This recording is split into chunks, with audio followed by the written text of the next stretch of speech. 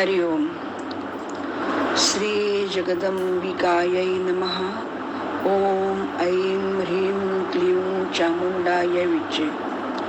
आज आपण तृतीय स्कंदाकडे वळताना आपल्याला जन्मेजय आणि व्यास मुनी यांच्यामध्ये झालेला संवाद. कारण आपण प्रत्येक वेळा म्हणतो की एक शिष्य असतो आणि एक गुरु असतो. तसं जन्मेजयाला आता व्यास महर्षी आंबा यज्ञ कर असं सांगतात. तेव्हा जन्मेजय विचारतो की ही आंबा कोण आहे, तिचा आणि यज्ञाचा काय संबंध आहे, आंबा यज्ञ म्हणजे काय, आंबा ही आहे तरी कोण, कुठे राहते, कुठून आली आणि कशी उत्पन्न झाली, तिचे गुण, रूप, आकार, रंग किंवा तिचं कार्य याच्याविषयी तुम्ही मला काही सांगू शकाल का? मी असं ऐकलंय की ब्रह्मा, विष्णू आणि महेश असे हे जे 3 देवता आहेत तर ते संपूर्ण जगताचा सांभाळ, पालन आणि संहार करतात. मग हे जे 3 देव आहेत ते 3 देव स्वाधीन आहेत का पराधीन आहेत हे मला सांगा.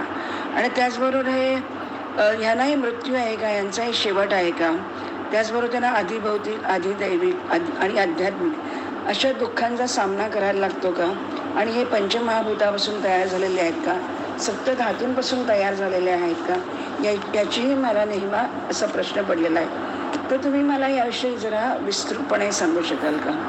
तेव्हा व्यास म्हणाले की ब्रह्माने देवांची उत्पत्ती केली वगैरे असं आपण बरेच वर्ष ऐकतोय, पण हा प्रश्न माझ्यासाठी खूप दुरुत्तर करणारा आहे. तर असाच जेव्हा मी विचार करत होतो की हे ब्रह्मांड कोणी निर्माण केलं, या ब्रह्मांडाचा निर्माता एकच आहे का, अनेक ब्रह्मांड अनेक लोकांनी निर्माण केली का, ह्या सगळ्यांचा मिळून अजून एक कोणी वरती परमदाता आहे का, असं प्रश्न करता करता कोण सदाशिव, महादेव कोण, शंकर कोण, ब्रह्मा कोण, विष्णू कोण, मलाही काही कळेना की या सगळ्यांचाही अजून एक मोठा कोणी ईश्वर आहे का, मोक्षदाता, मुक्तिदाता आहे का, असा मला प्रश्न पडला. मग ब्रह्मा सृष्टीचं कारण आहे, त्याच्यानंतर विष्णू हा सर्व व्यापक आहे आणि शंकर हा संहार करणार आहे. तर मग या सर्वांना शिकवलं कोणी, ताकद कोणी दिलं, आणि ह्यांना सगळ्यांना हे ज्ञान कोणी दिलं, असा मला प्रश्न पडला. तेव्हा मी नारद मुनींकडे गेलो आणि नारद मुनींनी ना हा प्रश्न विचारला. तेव्हा नारद मुनी मला म्हणाले की व्यास महर्षी तुमचा प्रश्न खूप छान आहे, आणि म्हणून मी सत्यलोकामध्ये माझे पिता ब्रह्मदेव आहे त्यांच्याकडे गेलो आणि ब्रह्मदेवाने विचारलं की मी तर असं ऐकलंय की तुम्ही संपूर्ण सृष्टी निर्माण केलेली आहे, तर मग मला तुम्ही सगळं सविस्तर सांगा, हे कार्य कसं घडतं, याचं कारण भाव काय आहे, तुम्ही कशी निर्मिती केली आणि त्याच्यामागे तुम्ही स्वतः केली की तुम्हाला कोणी मदत केली, की तुम्हाला कोणी आज्ञा केली, की तुम्ही आणखीन काही केलं, की एवढी मोठी सृष्टी तुम्ही निर्माण केली असं म्हणता. तर मला जरा ह्याचा खोलामध्ये जाऊन मला संपूर्ण माहिती द्या, कारण मीही खूप उत्सुक आहे की हे एवढी ब्रह्मांड प्रसवतात तर तसं कोण आहे, नियंता, त्याचा निर्माता, नियामक कोण आहे, हे मलाही प्रश्न पडला. तेव्हा ब्रह्मदेव म्हणाले की खरं आहे, तू माझाच म्हणजे मुलगा आहेस. तर हाच प्रश्न मलाही पडला होता, कारण आजपर्यंत मला नेहमी असं वाटत आलं की मी ब्रह्मदेव सृष्टी करता आहे, आणि मला खूप अहंकार झाला होता की मी सगळं काही करतो, आणि या अहंकारामुळेच मी पीडित होतो. आणि मग असं करता करता मग माझी उत्पत्ती कशी झाली, मी जर का निर्मिती करतो सृष्टीची, पण जरी मी निर्मिती करत असले तरी मलाही कोणीतरी प्रसवणार असलं पाहिजे. आणि म्हणून मी असा विचार करत होतो. तेव्हा कमळावरती बसलेला असा मी विचार करता करता मी खाली बघितलं, एका महासागरामध्ये महाप्रलय, म्हणजे जलच संपूर्ण पाण्याने भरलेलं असं तो महासागर आहे, आणि त्याच्यामध्ये मला निर्माण करणारा, माझी रक्षा करणारी आणि माझा संहार करणारा आहे तरी कोण, म्हणून मी इकडे तिकडे पाहू लागलो. आणि मी म्हटलं की बघू तरी याचं काय आहे त्याचं मूळ. आणि म्हणून मी त्या कमळाच्या देठातून खाली गेलो, तर तिथे जो सगळा चिखल राड बसलेला होता, तिथे काही भूमी नाही, काही नाही, म्हणून मला अजून प्रश्न पडला की कसं काय मग मी आलो तरी कुठून, कोणी मला निर्माण केलं. तर तेवढ्यामध्ये आकाशवाणी झाली की तपस्या कर. तर तेव्हा म्हणून मी हजारो वर्ष तिथे घोर तपश्चर्या केली, आणि म्हणून मी तपश्चर्यातून जेव्हा उठलो तेव्हा मला परत शब्द ऐकू आले, आकाशवाणी झाली की तू सृष्टी निर्माण कर. आता सृष्टी निर्माण कर म्हटल्यानंतर मी सृष्टी कशी निर्माण करू, सृजन कसं करू आणि कशा प्रकारे करू, मला तर काही आठवतच नव्हतं. आणि त्याच वेळा मला मधु आणि कैटभ असे 2 महाभयानक दैत्य समोर माझ्या आले आणि त्यांनी मला महासमुद्रामध्ये युद्धाचं आमंत्रण दिलं आणि मी ते इतका घाबरून गेलो की मला काही कळेना आणि म्हणून मी त्या कमलनालेचा आश्रय घेतला आणि खाली पाण्यामध्ये खाली उतरलो. खाली उतरतो तो मला एक अत्यंत अद्भुत असा एक पुरुष मी पाहिला की जो शेषनागाच्या शय्येवर झोपलेला आहे आणि तो अच्युत म्हणून त्याचं नाव होतं. तो संपूर्ण योगनिद्रेच्या अधीन झालेला होता. शंख चक्र गदा पद्म त्यांनी धारण केलेलं होतं. पितांबर नेसला होता. वनमाला धारण केली होती. अलंकृत होता आणि तो निद्रा देवीच्या अगदी पूर्ण अधीन झालेला होता. तर मी म्हटलं की आता ह्याला जर काय मी उठवायचं म्हटलं तर तो उठतच नाही. तर मग मी आता करू तरी काय, कारण हे महादैत्य जे आलेले आहेत ते मला तर संपवणार आहेत आणि मला तर आता अशी आज्ञा झालेली की तू सृष्टी कर. तर मी करू तरी काय. आणि म्हणून तेवढ्यात मग त्याच्या मनामध्ये विचार येतो माझ्या की ही जी निद्रा जी आलेली आहे विष्णूला, तो जो महाविष्णू आहे तर त्या महाविष्णूला जागा करायचं तर ह्या निद्रादेवीचा मला आधार घ्यायला पाहिजे. त्या निद्रादेवीची मला स्तुती करायला पाहिजे. आणि म्हणून तो निद्रादेवीला सांगतो की असं हे खाली मधु कैटभ आहेत आणि ते माझ्याबरोबर म्हणजे युद्ध कर म्हणतायत, नाही तर तू इथून निघून जा असं सांगतात. विष्णू ते झोपलेले आहेत तर तू मला ह्याच्यातून बाहेर काढ. तर त्याच वेळेला विष्णूच्या शरीरातून एक दिव्य तेज बाहेर पडते, एक देवी बाहेर पडते आणि ती आकाशामध्ये विराजमान होते आणि ती इतकी सुंदर असते, आभूषणांनी अलंकृत असते, अनेक विग्रहांनी ती तयार झालेली आहे आणि तिला मी बघतच राहतो. आणि तेव्हा ती सांगते की तू काही काळजी करू नको, या दैत्यांना मी मारेन. आणि तेवढ्यामध्ये विष्णू जागे होतात आणि विष्णू 5000 वर्ष त्या दैत्यांबरोबर पहिल्यांदा युद्ध करतात, त्यांना मारतात आणि त्यांच्या मांडीवरती, विष्णूच्या मांडीवरती ते प्रचंड मोठी मांडी निर्माण करतात. म्हणजे ज्याला आपण म्हणतो ना अवाढव्य विशाल अशी ती मांडी ते तयार करतात आणि त्या मधु कैटभाला धरून त्याच्यावरती मारतात. आणि हे सगळं मोहमायाचा जो पगडा असतो त्या मधु कैटभाला ते देवीचं दर्शन होतं आणि ती देवी बघून त्यांना अतिशय आनंद होतो आणि ते युद्ध विसरून जातात. आणि ते पटकन मधु कैटभ म्हणतात की हो आम्हाला मरण आलं तरी चालेल. आणि म्हणून अशा प्रकारे विष्णू त्यांच्याशी युद्ध करून त्यांना मारून टाकतो आणि त्या विस्तृत असं ते मांडीवरती मधु कैटभाला मारतो. आणि त्याच्यानंतर तेवढ्यामध्येच काय होतं की शंकर तिथे, म्हणून ब्रह्मा विष्णू आणि मी, ब्रह्मा विष्णू महेश असे आम्ही 3 जण तिथे येतो आणि पाहतो. आणि मग त्या गगनमंडलामध्ये दुसरं तिथे काहीही नसतं. आणि म्हणून तेवढ्यामध्ये ती देवी असते, ती बोलते आणि ती म्हणते की ब्रह्मा विष्णू महेश, मी इथे समोर तुमच्या उभी आहे आणि तुम्हाला आता मी आज्ञा करते आहे की मी आत्ताच या दैत्यांचा माझ्याकरवीच मी संहार केलेला आहे आणि आता तुम्हाला 4 प्रकारची सृष्टी निर्माण करायची, अंडज, जरायुज, उद्बीज आणि स्वेदज. तर तेव्हा ब्रह्माजी म्हणतात की तू म्हणतेस ते सगळं बरोबर आहे, पण आम्ही असे शक्तिहीन, दुर्बल, काही आम्हाला सूचनाची माहिती नाही, आठवण नाही, काय करावं कळत नाही. बरं पृथ्वी तर नाही, जे सगळीकडे अपार जलार्णव आहे, तर त्याच्यामध्ये आम्ही निर्माण तरी कशी करणार, म्हणजे सृष्टी. आणि सृष्टी निर्माण करण्यासाठी आवश्यक असणारी पंचतत्व, गुण, तन्मात्रा आणि इंद्रिय हे सगळं तर नाहीच आहे. तर मग आम्ही कसं काय बनवायचं, असं त्यांनी एक भाबडा प्रश्न ते त्या देवीला विचारतात. तेवढ्यामध्ये आकाशामध्ये रमणीक नावाचे दिव्य विमान येतं आणि मग भगवती त्यांना म्हणते की या विमानामध्ये तुम्ही बसा आणि मी तुम्हाला आता सगळं एक एक माहिती देते. अशा प्रकारे ते ब्रह्मा विष्णू आणि महेश ते 3 जण त्या विमानामध्ये आपापल्या जागी जाऊन बसतात आणि ते विमान इतकं दिव्य आणि सुंदर नटवलेलं असतं, त्याचं वर्णन इतकं पुस्तकातून प्रत्यक्ष ग्रंथामध्ये वाचण्यासारखं आहे. आणि म्हणून ती काय करते की देवी सांगते त्यांना की तुम्ही आता या विमानामध्ये बसा आणि तुम्ही पुढे असं म्हणून ती एक अशी फुंकर मारते, त्याबरोबर ते मनोवेगाने ते विमान खूप खूप दूर दूर दूर दूर निघून जातं आणि एका ठिकाणी थांबतं. तिथे आम्हाला आश्चर्य वाटतं की तिथे एक असं कोकिळ गाते आहे, फळ फुलं, नदी, पर्वत, वन, उपवन सगळं आहे, पुरुष आहे, स्त्रिया आहे, त्याच्यानंतर म्हणजे तलाव आहेत, सगळ्या प्रकारची सृष्टी तिथे निर्माण आहे, यज्ञशाळा आहे, सगळं काही तिथे आहे. आणि म्हणून आम्हाला वाटतं की हा स्वर्ग आहे, सगळं इथे निर्माण केलं तरी कोणी. ते एवढ्यात आम्ही असा विचार करत असतो. तर तेवढ्यामध्ये एक शिकारीसाठी म्हणून एक दिव्य देवतुल्य राजा बाहेर पडतो आणि आमच्याबरोबरची त्या विमानामध्ये आता भगवती पण तिथे बसलेली आहे आणि परत ते विमान तिथून वायू वेगाने निघून जातं. पुढे जाऊन बघतो तर अतिशय रमणीय असं एक नंदनवन लागतं आम्हाला. तिथे अनेक प्रकारचे वृक्ष लता वेली आहेत आणि तिथे कामधेनूच्या जवळ हत्ती आहे, अप्सरा आहेत, मेनक आहेत, म्हणजे सर्व प्रकारचं परत तिथे वैभव आम्हाला बघायला मिळतं. विद्याधर आहेत, गंधर्व, यक्ष, कुबेर, किन्नर, यम, सूर्य, अग्नी सर्व तिथे स्थित आहेत. ते आम्ही पाहतो. आम्ही तिथून बाहेर पडतो, पुढे येतो. तर तिथे पुढे आल्यानंतर आम्हाला ब्रह्मलोक मिळतो. तर ब्रह्मलोकामध्ये आम्ही पोचल्यावर आम्ही बघतो तर तिथे आधीच एक ब्रह्माजी तिथे बसलेला आहे आणि विष्णू आणि शंकर विस्मयाने त्याच्याकडे पाहत बसतात आणि ते विचारतात की हा तू आमच्याकडे ब्रह्म आहे, मग हा ब्रह्मदेव कोण आहे?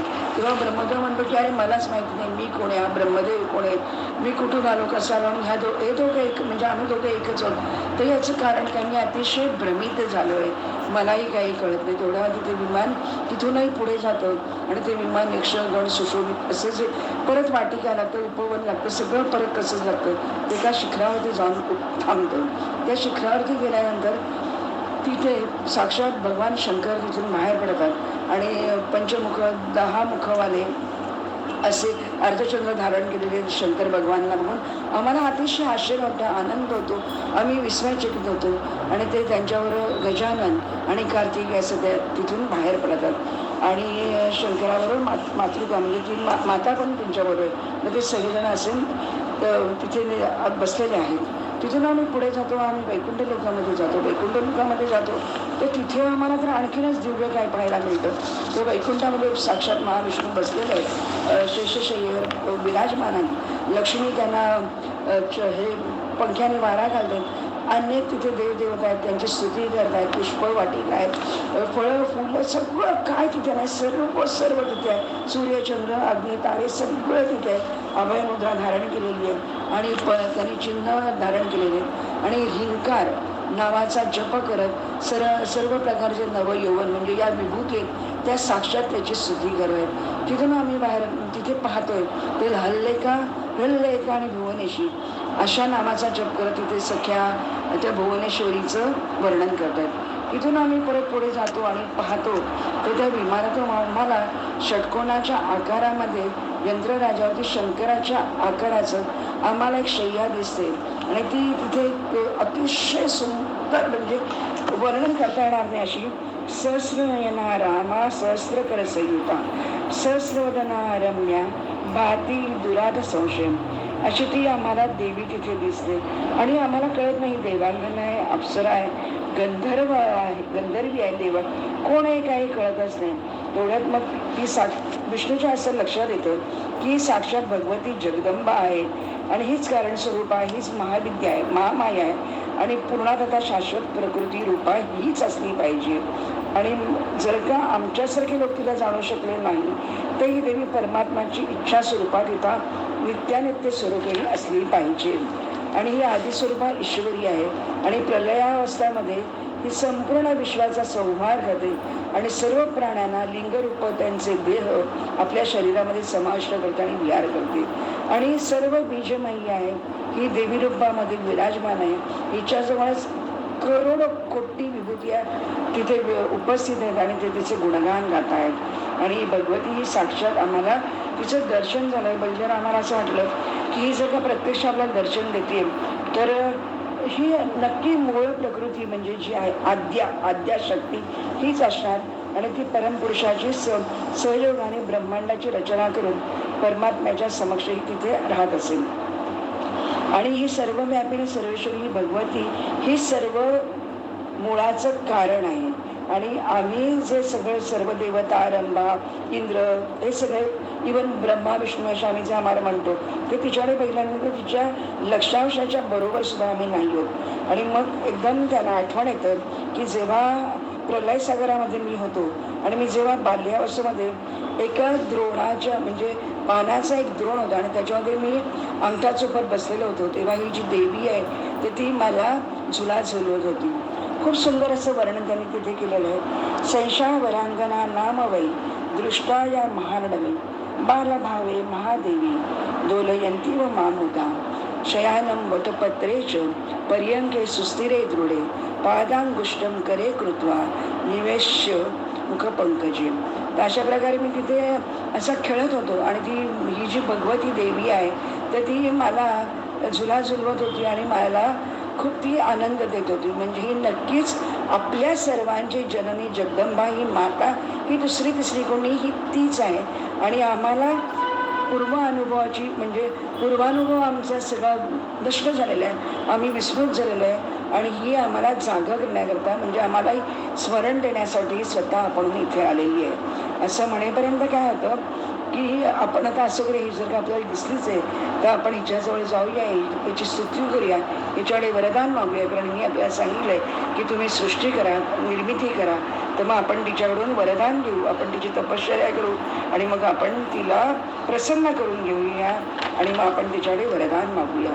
तर अशा प्रकारे ते सगळेजण तिथे विमानातून खाली उतरतात आणि पाहतात तो त्या इतक्या सुंदर सुंदर सुंदर अलंकृत भूषणांनी अशा युवती वगैरे असतात. आणि आम्ही खाली उतरतो आणि तिच्याकडे जाण्यासाठी उतरतो, पाहतो तर आम्ही सर्व तिघच्या तिघ ब्रह्मा विष्णू महेश आम्ही 3 देव्या तयार होतो, आम्ही स्त्रिया तयार होतो आणि स्त्रियांच्या वेशामध्ये आम्हाला अलंकृत करून त्या देवीसमोर आणलं जातं. आम्ही जेव्हा त्या देवीसमोर जातो तेव्हा तिची भगवती, तिचं वर्णन करण्याच्या शब्दच नाही, इतकं सुंदर तिचं रूप आहे. तिला बघितल्यानंतर आमच्या लक्षात आलं की ती जी आहे तर ती कशी आहे, तर तिच्या नखामध्ये, चरणांच्या नखकमलामध्ये संपूर्ण स्थावर जन्मात्मक ब्रह्मांड, ब्रह्मा विष्णू अग्नी वायू यम सूर्य वरुण चंद्रमा विश्वकर्मा कुबेर इंद्र पर्वत समुद्र नदिया गंधर्व अप्सरा विश्वामसू चित्रकेतू श्वेत चित्रांगद नारद तुंबरा हा हू दोन्ही अश्विनी कुमार अष्टवसु साध्य सिद्धगण पितर शेष आदिनाथ सभी सर्व किन्नर उरक राक्षस गण सर्व आम्हाला दिसले. त्याच्यामध्येच आम्हाला वैकुंठ ब्रह्मलोक आणि कैलास दिसला. आणि इतकंच नाही तर मी म्हणजे ब्रह्मा त्याच्यामध्ये त्या पदाच्या नखामध्ये माझं जे जन्मस्थान कमळ आहे तर त्या कमळामध्ये मी चतुरानन ब्रह्मा तिथे बसलेले आहे, कमलकोशामध्ये बसलेले आहेत आणि बाजूला मधुकैटभ त्याचे दोन्ही दानव आहेत तेही बसले आहेत आणि शेषशाही महाविष्णू तिथे विराजमान आहेत. अशा प्रकारचं आम्ही सर्व दृश्य बघितलं आणि आम्ही इतके अचंबित झालो. आणि हे आहे तरी काय, आम्हाला काही सुचेच ना. मग तेव्हा आमच्या लक्षात आलं की ही आम्हाला सर्वांना निर्माण करणारी जगताची जननी महादेवी ती हीच आहे. आणि असं करत आम्ही त्या अशा सुंदर द्वीपामध्ये आम्ही तिथे आलो. तिथे 100 वर्ष आम्ही काढली. तेव्हा भगवती आम्हाला म्हणाली की तुम्ही उठा आणि आता सृष्टी करा. तर तेव्हा आम्ही तिचं म्हणजे स्तुती केली. तेव्हा प्रत्यक्ष विष्णू म्हणाले, नमो देवे प्रकृतीच विधात्रे सततं नमः कल्याणे कामदायीच रुध्ये सिद्धे नमो नमः सच्चिदानंद रूपिण्ये संसारारणये नमः पंचकृत्य विधात्रे ते भुवनेशे नमो नमः सर्वाधिष्ठान रूपाये कुटस्थाये नमो नमः अर्धमात्रार्थ भूताय उल्लेखाये नमो नमः. अशा प्रकारे आम्ही तिची स्तुती केली. तर तेव्हा तिने सांगितलं की तुम्हाला आता कशा प्रकारचं सृष्टी निर्माण करायची आहे ते तुम्ही ऐका. ते 7 तत्व एकत्र घ्यायची आणि पंचमहाभूत, पंचज्ञानेंद्रिय, पंचकर्मेंद्रिय, पंचतन्मात्रा आणि 7 तत्व अशा सगळ्यांचं मिळून तुम्हाला सृष्टी निर्मिती करायची आहे. आणि म्हणून तुम्हाला मी आता इथपर्यंत आणलेलं आहे. तुम्हाला हे सर्व दाखवली ब्रह्मांड क्षेत्र, हे सर्व मधुकैटभाला मी मारून टाकलेलं आहे. आणि तर तुम्ही मोठ्या 4 योनी निर्माण करा. आणि त्याच्यामध्ये मी तुम्हाला सांगते की विष्णू आहे तो सत्व आहे, शिवा आहे तो संवार आहे आणि ब्रह्मा आहे तो रजो आहे. आणि या सर्वांच्यातून मिळून तुम्हाला ब्रह्मांड निर्माण अशी अनेक ब्रह्मांड तुम्हाला प्रसवायचे. तर ते म्हणतात की हे सगळं जरी खरं असलं तरी ब्रह्मांड प्रपंच निर्माण करण्यासाठी आम्हाला जी शक्ती पाहिजे, जी ताकद पाहिजे ती किंवा आम्हाला जे ज्ञान पाहिजे ते आम्हाला कसं मिळेल. कारण आम्हाला माहिती आहे की ब्रह्मांडाचा प्रपंच जो चालवते ते तूच चालवते, सर्व काही तुला ज्ञान आहे. आणि जिथे ज्ञान समाप्त होतं तिथे तुझी अंतिम परिसीमा आहे. तुझ्या पुढे कोणीच नाही, तू आणि परमात्मा मिळूनच तुम्ही हे जग निर्माण करता. तू प्रकृती रूपा, तू नित्य आहेस, तू सर्व काही करते आणि अहंकारयुक्त होऊन तू तमोगुणी प्रकृती ही तूच होतेस आणि अनेक देवदेवतांना तू प्रसवतेस. सर्वांना तूच प्रसवतेस हे आम्हाला माहिती आहे. पण हे जरी असं असलं तरी आम्ही कसं काय करू आणि कसं करू? तर तेव्हा पृथ्वी जल म्हणजे पंचमहाभूत सुद्धा तूच आहे आणि मनबुद्धी अहंकार हे सुद्धा तूच आहे. तर अशा प्रकारे अष्टधा प्रकृती निर्माण करणारी सुद्धा तूच आहेस आणि म्हणून तू आम्हाला शक्ती दे, ताकद दे आणि काय करायचं ते आम्हाला विस्तृत सगळं तू सांग. आणि आम्हाला खात्री आहे की परमपुरुष जो कोणी परमात्मा आहे तर तो आम्हाला दिसणं केवळ अशक्य आहे. पण जेव्हा तू त्याची शक्ती जेव्हा निर्माण करायचं असतं तेव्हा परमात्म्याच्या साक्षीने तू हे सगळं ब्रह्मांड निर्माण करतेस आणि म्हणून तू आम्हाला ज्ञान दे. तेव्हा ते देवीची अतिशय सुंदर अशी स्तुती करतात. ओम ऐं ह्रीं क्लीं चामुंडाय विचे. तर अशा प्रकारे ती सांगते की तुम्ही पूर्वजन्मामध्ये असं माझ्याकडून नवारण मंत्राची दीक्षा घेतली होती पण आणि त्याच्यामुळे तुम्ही संपूर्ण सृष्टी ब्रह्मांड निर्माण केली. पण काही काळात जेव्हा जलप्रलय झाला हे सर्व चराचर मी माझ्यात सामावून घेतलं आणि मी परमात्म्यात विलीन झाले. पण त्यामुळे तुम्हाला कुठल्याही प्रकारात स्मरण राहिलेलं नाही आहे. तर त्याच्यामुळे तुम्ही माझा फक्त हा नवारण मंत्राचा जप करा आणि जप केल्यानंतर मी प्रसन्न होईल आणि मग तुम्हाला मी संपूर्ण शक्ती ताकद देईल. आणि हे अद्भुत संपूर्ण ब्रह्मांडाचा निर्माता कोण आहे? चराचर त्रिभुवन कोणामुळे निर्माण झालं? हे तिसरं कोणी नाही तर मी ब्रह्मा आहे. हा जो मला अहंकार होतो असं तुम्हाला वाटतं आणि त्याच्यामुळे तुम्ही निमग्न होता, तुम्ही विसरून जाता. तर त्याच्यामुळे तुम्हाला अहंकार तुम्ही करू नका. कारण क्रियाशक्ती ज्ञानशक्ती आणि ज्ञानशक्ती मीच आहे आणि ती मी तुमच्यात घालते आणि त्याच्यातून तुम्ही उद्बीज स्वेदेज अंडज आणि जरायुज अशा प्रकारची तुम्ही अष्टांग योग साधनेने तुम्ही आता सृष्टी निर्माण करा. तर तेव्हा ते म्हणतात महाप्रलयाच्या स्थितीमध्ये महासागरामध्ये आम्ही तिथे आहोत आणि तू तर आम्हाला आमच्या लक्षात आलं आहे की सगळं काही तूच निर्माण करते. तुझ्या नुसत्या भ्रूमध्यातून आम्ही सगळं प्रकट होतो आणि तर त्याच्यामुळे तू तर आम्हाला सांग काय करायचं. तर तेव्हा ती सांगते की आता ती तिचं स्वतःचं ओळख सांगते मी कशी आहे. तर अतिशय सुरेख असं ते वर्णन केलेलं आहे. आणि म्हणून ह्या हा जो तृतीय स्कंद आहे तर त्याच्यामधला हा अत्यंत सगळ्यात महत्त्वाचं म्हणजे देवीचं प्रकटन, देवीचं महत्त्व, देवीचा आधार, देवीचं रूप, देवीचं निर्माण होणं काय आहे तर ती तेव्हा ते सांगते. देवी म्हणते सदैकत्व न भेदोसी सर्व दैव ममास्यच यो सोहम साहमहम यो सो भेदोसी मती विभ्रमात अवयोरंतरम सूक्ष्म यो वेद मती मान्नी सहा विमुक्त सतु संसारान्मुच्यते नात्र संशया एकमेवा द्वितीयं वै ब्रह्म नित्यं सनातनं द्वैतभावं पुनर्याति काल उत्पत्ती संज्ञके. अशा प्रकारे मीच आणि ब्रह्म सदा एकच असतो. त्याच्यामध्ये काडी मात्रही फरक नाही. जो तो आहे तोच मी आहे. पण लोकांमध्ये मती विभ्रम झाल्यामुळे ते लोक आम्हाला वेगळं करतात. परंतु आम्ही सगळं एकच आहे. जेव्हा सृष्टी निर्माण करायची असते, सृष्टीची निर्मिती करायची असते तेव्हा मीच त्याच्यातून दूर होते आणि ही चराचर सृष्टी मी निर्माण करत असते. आमच्यात कुठल्याही प्रकारचा भेदच नाही अजिबात. जगताचे निर्माण करण्यासाठी हा आम्हाला भेद म्हणजे द्वैतावर आम्हाला यायला लागतं. आणि मग ती पुढे काय सांगते की नाहम स्त्री मी कोण आहे ते ती वर्णन करून सांगते. अतिशय सुरेख आणि स्पष्ट ती वर्णन करते. नाहम स्त्री न पुमाशाहम न क्लीबम सर्ग संशये सर्गे सती विभेदः स्यात् कल्पितोऽयं धिया पुनः अम्बुद्धिरं सृष्ट धृति कीर्ति स्मृतिस्तथा श्रद्धा मेधा दया लज्जा शुद्धा तृष्णा तथा क्षमा कांति शांति पिपासा च निद्रा तंद्रा जरा जरा विद्या अविद्या स्पृहा वाचा शक्तिश्चा शक्तिरेव च वसा मज्जा च त्वक्चाहं दृष्टिर्वा नृता परा मध्या च पश्यन्ति नाड्यों विविधाश्रया. मी कोण आहे तर मी सृष्टीच्या प्रलयाच्या वेळेला मी स्त्री नसते, मी पुरुष नसते, मी नपुसक पण नसते. तर मी फक्त सृष्टी निर्मिती करते त्यावेळेला हा भेद असतो.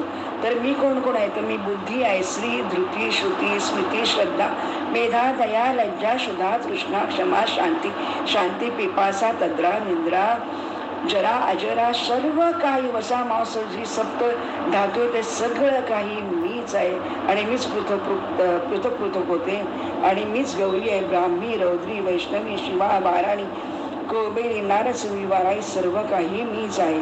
मीच सूर्याचा प्रकाश आहे, मीच अग्नीतलं तेज आहे, जलामधली शीतलता, मीच अनेक रूप आहेत, मीच वनस्पती निर्माण करते. आणि जर का अशा प्रकारे मी ब्रह्मा, विष्णू आणि महेश मीच होते आणि जर का मी शिवातली शक्ती निघून गेली तर शिव राहणार नाही, तो शव होईल.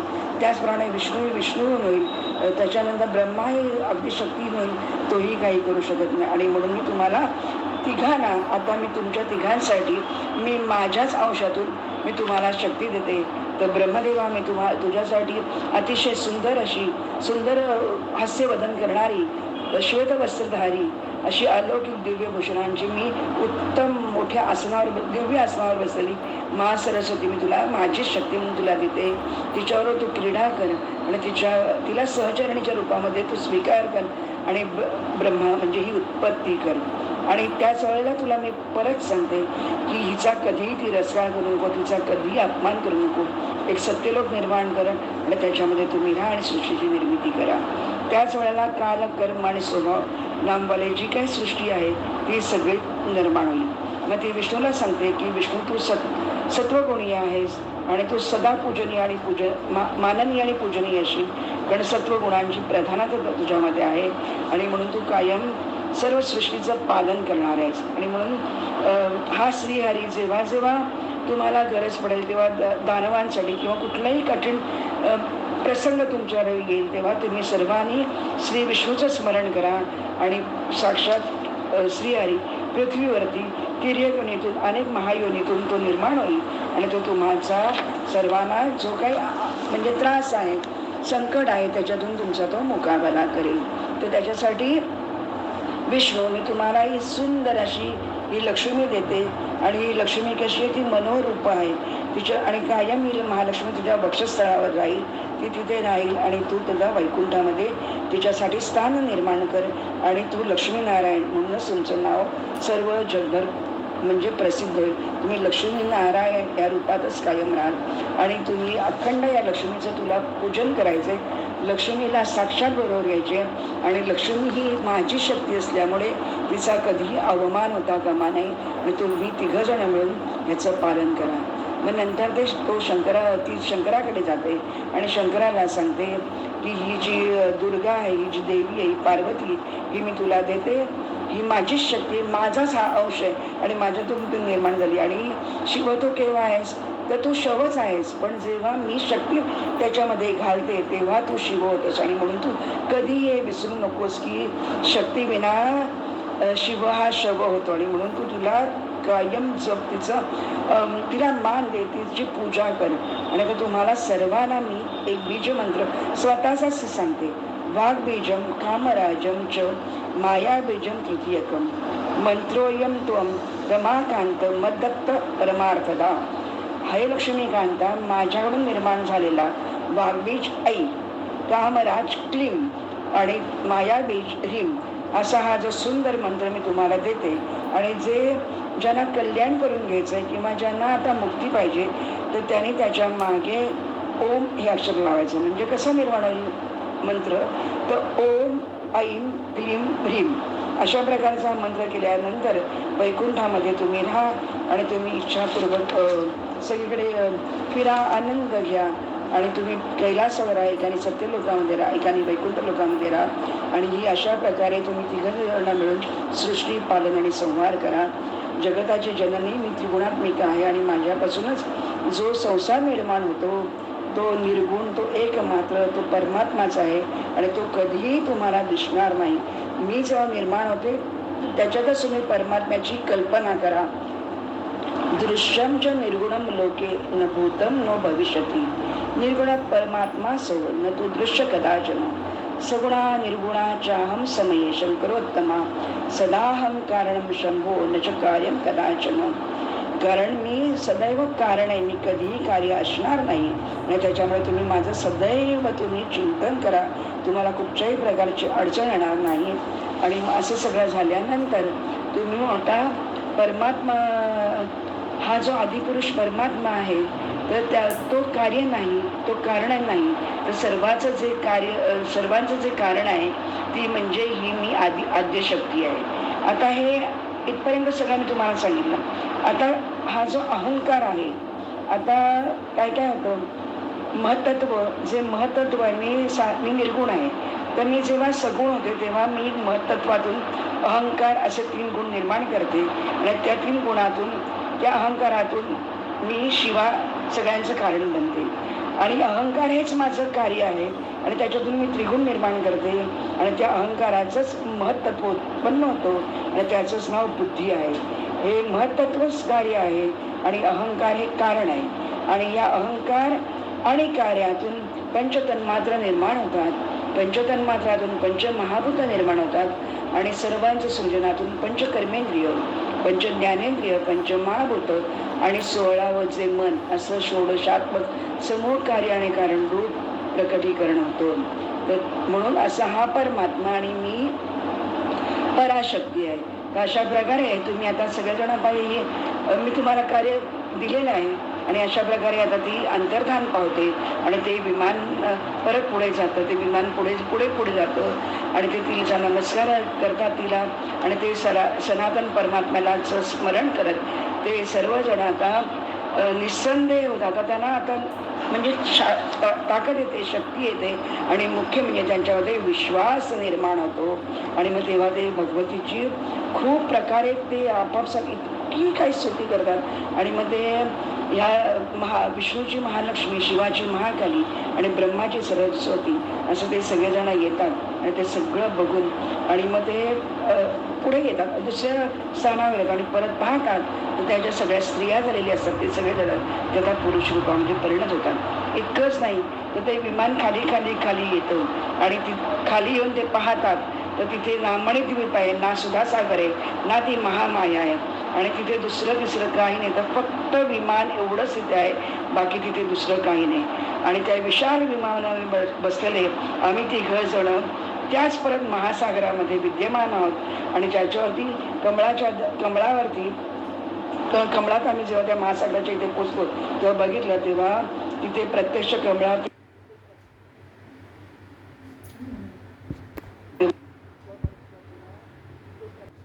आहे आणि भगवान विष्णूने मधु आणि कैटभांचा दैत्यांचा नाश केलेला आहे. तर अशा प्रकारे हा तृतीय स्कंद तुम्हाला इतकं काही आपल्याला ज्ञान देतो की आम्ही एवढे संसारात अडकलेलो आहोत, म्हणून आमच्या मुलाबाळांच्या तेवढे अडकलेलो आणि आम्ही एवढे काम विषयासक्त आहोत की आम्हाला माहितीच नाही की मी कोण आहे. असा जरी प्रश्न आम्हाला एकदा पडला, मी कोण आहे, मी कुठून आलो, माझं काय कार्य आणि मला काय करायचंय, हे जर का मला कळलं तर ह्याच्यासारखं आणखीन देवी भागवत ऐकण्यात, वाचण्यात आणि सांगण्यामध्ये सगळ्याची फलनिष्पत्ती ही त्याच्यातूनच होईल, असं ही देवी प्रत्यक्ष भगवती येऊन सांगते, आपल्याला ज्ञान देते, मी कशी आहे, मी कुठून आले, मी काय करते आणि मला काय करायचंय आणि ती देवी अंतर्धान पावते. त्याच वेळेला आपण असं बघितलं की ब्रह्मा विष्णू महेश यांना सुद्धा या महामायेने ठकवलेलं आहे.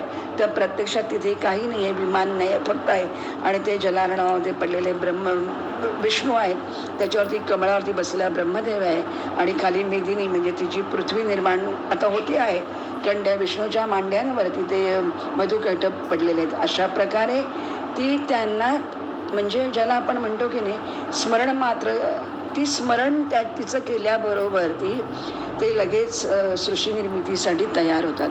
आता हे रूपक कसं आहे बघा की जलामध्ये पडलेलं आहे आणि ही जी महामाया आहे ती आकाशामध्ये स्थित आहे. ब्रह्मदेव कमळावर आणि विष्णू जलामध्ये, म्हणजे जल, ब्रह्मदेव आणि ती महामाया हे 3 जणांचं एक रूपक आहे. म्हणजेच काय आहे तर ह्या तिघांच्यातूनच मिळून ती सृष्टी निर्माण होते. हे आपल्याला आपण बऱ्याच अनेक कथा ऐकलेल्या आहेत किंवा पुराणं ऐकलेली आहेत. तर त्याच्यामध्ये सगळ्यांमध्ये आपण असंच ऐकलं की ब्रह्मदेव विष्णूच्या नाभी कमलावर बसलेला आहे आणि तो तप करतो हे आणि मग तो अनेक वर्ष तपश्चर्या, पण त्याला निर्माण कसं करायचं काही माहिती नाही. तर या सगळ्याच्या मागे ही जी महामाया आहे ती दृष्टिगोचर होत नाही. पण ती पाहणं म्हणजेच काय, परमात्म्याला पाहणं म्हणजेच काय, तर परमात्म्याला पाहणं म्हणजेच ही जी सृष्टी सगळी निर्मिती आहे ती एकमेव आद्याशक्ती आहे. त्या दोघांमध्ये कुठल्याही प्रकारचा भेद नाही आणि ती कायम म्हणजे जलामध्ये राहते.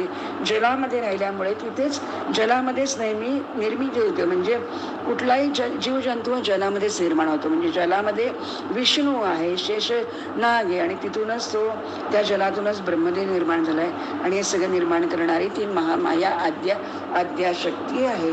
तर अशा प्रकारे ही महाशक्ती महामाया काय तिचं वर्णन करावं, काय तिचं रूप सांगावं, काय तिचं किती सांगू शब्दच कमी पडतील. अशा प्रकारे आपण आता इथे हा अध्याय भाग 1 थांबूया. हरिओम.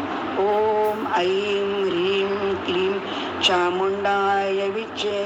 ओम ऐं ह्रीं क्लीं चामुंडाय विच्चे. ओम ऐं ह्रीं क्लीं चामुंडाय विच्चे. ओम ऐं ह्रीं क्लीं चामुंडाय विच्चे. हरिओम.